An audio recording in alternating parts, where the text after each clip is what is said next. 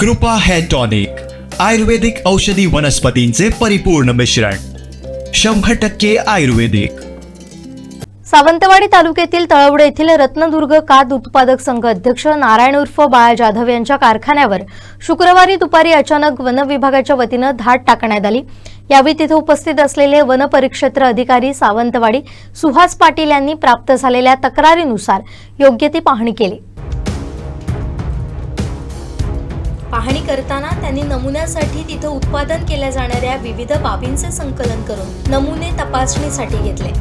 One परिक्षेत्र अधिकारी सुहास पाटील यांच्याद्वारे केलेली कारवाई ही पूर्णतः अन्यायग्रस्त असून चुकीच्या पद्धतीने केलेल्या कारवाईबाबत कोणतेही प्रशासकीय आदेश नसताना ही कारवाई केली आहे. त्यामुळे पुढील काळात 1 मेला सावंतवाडी येथील वन विभागाच्या कार्यालयासमोर आपल्या सहकाऱ्यांना घेऊन आंदोलन छेडण्याचा इशारा नारायण उर्फ बाळा जाधव यांनी दिला. ही कारवाई कोणत्याही पूर्व नोटीसशिवाय केली असल्याचा दावाही जाधव यांनी केलाय. त्यावेळी त्यांच्यासोबत वेत्तेतील जितेंद्र गावकर यांच्या संघटनेत कार्य करणारे व्यावसायिक उपस्थित होते.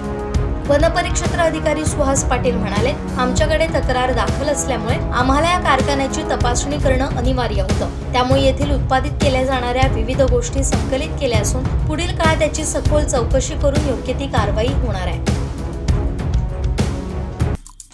आमचे दिवसभरातले सर्व अपडेट्स, ताज्या घडामोडी आणि थेट लाईव्ह पाहण्यासाठी सबस्क्राईब करा, लाईक करा. कोकणचं नंबर 1 महा चॅनल कोकण 7 लाईव्हचं